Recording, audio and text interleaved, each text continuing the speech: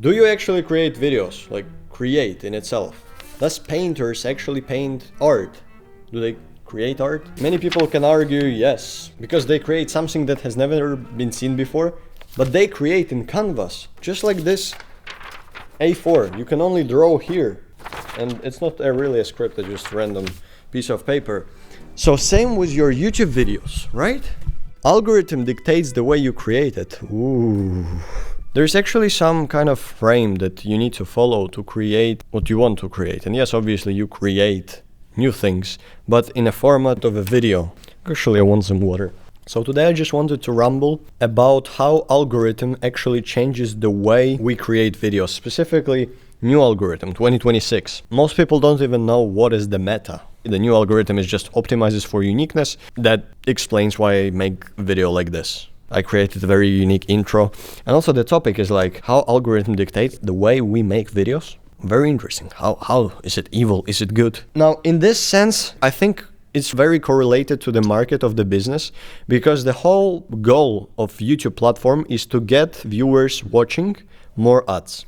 So they want just to get people to watch as much as possible, because then they make us more money and they prioritize growth, because that's a business. Nonetheless, from a creative standpoint, it means that you need to create videos that people actually watch longer. That's why, for example, cut this video. It's not fully unedited because it would be boring. I'm like sipping the water here. But let's actually test your attention span. Let's see how can you hold up.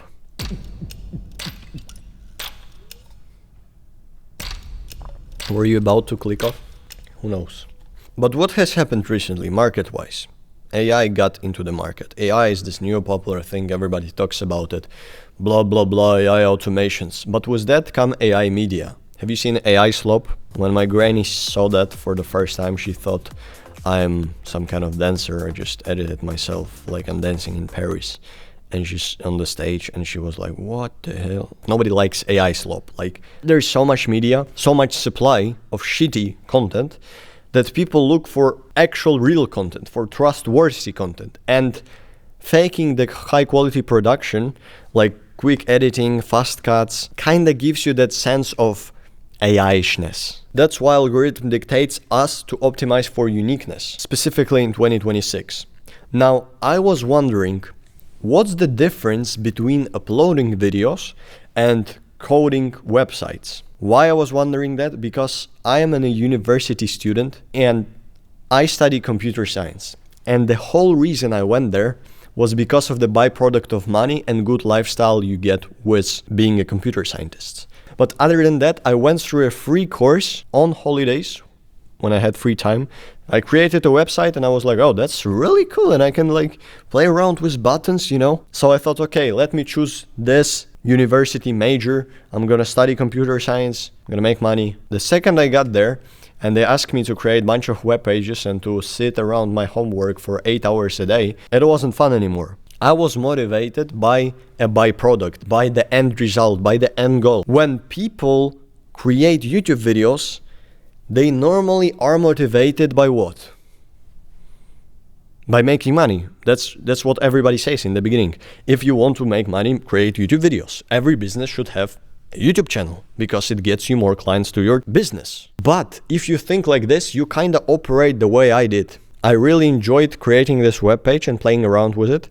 But when it became repetitive, business optimized, I thought, no, that's not for me. That's why I don't like university, but that's besides the point. I then started to research why is it happening. Because with YouTube videos, completely different thing. I uploaded 200 videos. Nobody told me to like grind on them. And I did grind at some because I had a schedule of 3 videos per day. So I was editing every single day, recording on every other day, and scheduling the videos months ahead so that I could go on vacation, for example. And yes, those videos didn't get many views, but they got some. Like the biggest factor here is obviously nobody says to me like to create those videos. I don't work for anyone. I just work for myself. I'm self-employed. While with university, they told me to do it and I found it pointless. But other than that, there is a motivation thing in it because, you know, I still don't get results from YouTube in those first 100 videos.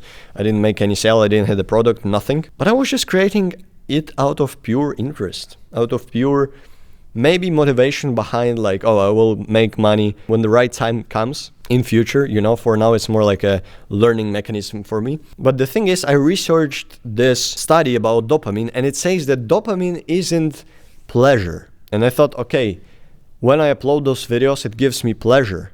When I get money, it gives me pleasure. So I was motivated by dopamine. Maybe I should go on dopamine detox. I don't have pleasure, so I'm gonna upload more videos because I would just take pleasure from it. And I was getting pleasure from creating a web page for the first time. But creating multiple of web pages for 8 hours a day and that were given to me by someone, it wasn't pleasurable anymore. Why? Dopamine isn't pleasure, that's the point. And the reason behind it, because they put like two animals, one rat and another rat, and one rat was no dopamine. The rat couldn't feel the dopamine, which like associated with pleasure. The other rat could. They gave them a button, and when they clicked on the button, the food arrives, they eat food. But this rat, the first one that had not had the dopamine, still felt pleasure from eating food. But the rat wasn't hitting on the button that often because dopamine actually drives the motivation to get pleasure, to get the reward. While this rat was hitting that button again and again and getting the dopamine, more motivation to hit the button because the reward comes. So actually, it's not about the end goal, the money thing. That's why I left the computer science and web designing at all. I don't care about the money that much. It's more about the process, and I enjoy creating those videos. For me, this is the best thing. I have a class in 15 minutes. I should stand up and go to my university, but I just won't because that's priority for me now. That's when I realized I want 99% of YouTubers. Because they don't feel pleasure from creating videos, they actually search for this dopamine hits from the byproduct, from getting clients, from getting leads to their businesses.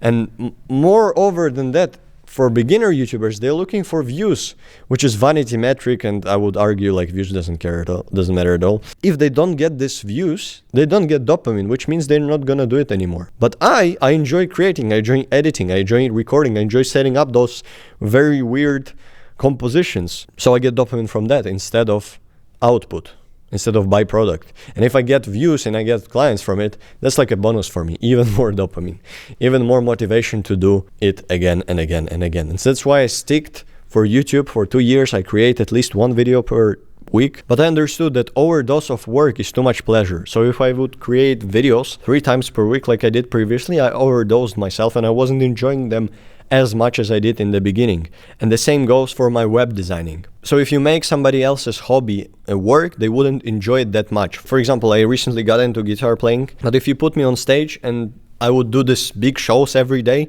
I wouldn't enjoy it that much because I normally play when inspiration comes into my head, and when I remembered some song, I just go ahead and play it from my memory. But the bigger thing is, I wouldn't enjoy playing guitar, and maybe I would enjoy the end goal. But if I do it for the end goal, I would hate it. Simple advice: enjoy the journey, not the destination. I think there is even better advice: enjoy the journey as you do the destination. If those videos that I create gives me pleasure, gives me this dopamine, this motivation to create more videos, and also the byproduct, which is money and clients and views, gets me even more motivation, then it's like a flywheel that helps my business, myself, makes me happy. And I think it's like a solution to millionaires, It's interesting how we switched from talking about how algorithm dictates the way we make videos, because it kind of relates onto this fun versus work thing. You've probably seen a bunch of optimization videos, top 5 tips on how to make better videos, what to say, psychology, scripting, storytelling, camera settings and stuff like that. Important, but if you just do it for the sake of like the end goal, you wouldn't probably stay, and the guy that enjoys the process itself would win over you as a YouTuber. He would upload more videos, he would get more traction, and the flywheel would just go better. So if you watch this right now and you think about starting a YouTube channel, don't. Because I am enjoying this shit. I'm enjoying learning about it, talking about it, making videos, editing them. If you don't, I'm gonna overcompete you. I'm just gonna win over you. But if you do enjoy that, and you just don't have the right psychology and process in place, I have a 7-day free challenge that is designed for you to get 1,000 views. Check the first link in the description. It's completely free. If you never had 1,000 views, it's made for you.